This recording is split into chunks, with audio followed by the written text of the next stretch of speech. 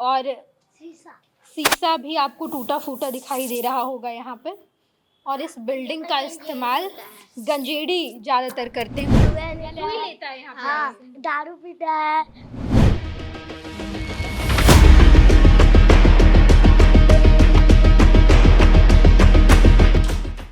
लालू प्रसाद यादव की यही वो संपत्ति है जिसे जब्त किया गया है, जिसका जिक्र सम्राट चौधरी कर रहे थे कि इस पूरे बिल्डिंग में स्कूल चलाए जाएंगे, इसी रंगाई पुताई की जाएगी। यही वो बिल्डिंग है जिसकी बात सम्राट चौधरी कर रहे थे। 20 साल से बंद पड़ा हुआ है। इस बिल्डिंग की अभी क्या दशा हो चुकी है ये हम आपको दिखा रहे हैं।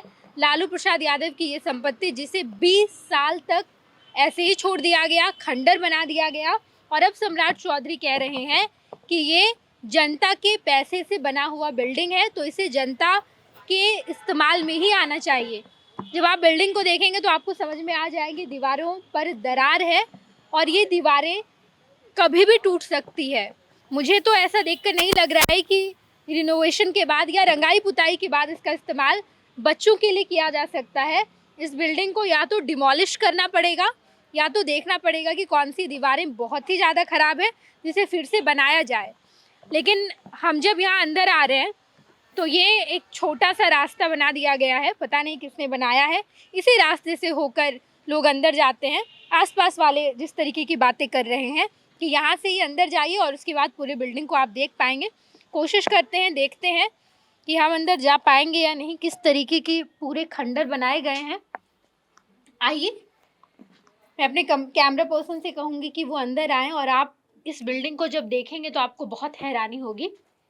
मुझे नहीं पता कितने साल से ये बिल्डिंग बंद पड़ा हुआ है, लेकिन सम्राट चौधरी कह रहे हैं कि 20 साल से ये खंडर है, बिल्डिंग नहीं है, खंडर बन चुका है। और इसका इस्तेमाल बच्चों की पढ़ाई लिखाई के लिए रंगाई पुताई के बाद भी हम नहीं कर सकते हैं। ये नीचे देखिए किस तरीके से सिर्फ बेकार की चीज़ें, अवशिष्ट चीज़ें ही रखी गई है। बहुत सालों से ये ऐसे ही बंद पड़ा हुआ है। ये निचली ग्राउंड फ्लोर है। पेड़ पौधे आप देख पाएंगे और इसके साथ साथ खंडर बन चुका है। आसपास के जितने कचरे हैं यहीं पर रखे जाते हैं।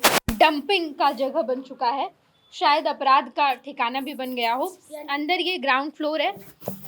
इसके अलावा ऊपर एक और फ्लोर है, फर्स्ट फ्लोर।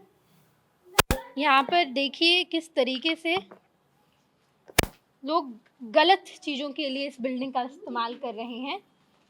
साफ तौर पर आप देख पाएंगे कि सिरिंज है, सुई है और शीशा भी आपको टूटा फूटा दिखाई दे रहा होगा यहाँ पे।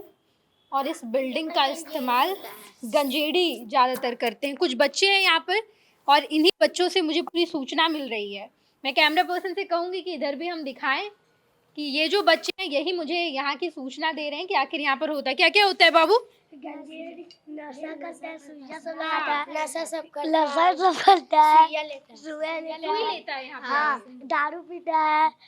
देखिए यही सब इस्तेमाल किया जा रहा है इस पूरे बिल्डिंग का। ग्राउंड फ्लोर की ये दशा है और जब ऊपर टूट गया है।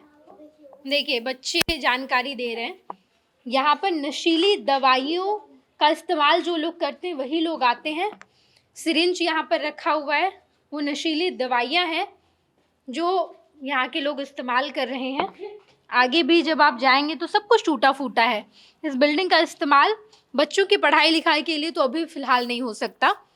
इसे पूरी तरीके से बर्बाद कर दिया गया है। अगर इस बिल्डिंग का डिमोलिश सरकार करती है तो उसके बाद ही इसका फिर से इस्तेमाल किया जा सकता है। बच्चों की पढ़ाई लिखाई के लिए बिल्कुल भी नहीं हो सकता है अभी ये इस्तेमाल। लालू प्रसाद यादव की ये संपत्ति है जिसे जब्त किया गया है और अब इसका इस्तेमाल अलग अलग चीज़ों के लिए किया जाएगा। बिहार में अब जितने अपराध हुए हैं और जितने अपराधी हैं, अगर उनकी संपत्ति पड़ी है बिहार में, अगर सीज की गई है तो उनका इस्तेमाल सही कामों में हो, क्योंकि अब तो ये बर्बाद हो चुका है। इसे नए सिरे से अच्छे से अगर सरकार बनाती है तो किसी अच्छे काम के लिए इसका इस्तेमाल आप कर पाएंगे। अन्यथा इस पूरी बिल्डिंग में कुछ भी उपयोग करने लायक नहीं है। सब कुछ धराशायी हो चुका है। सब कुछ टूट चुका है।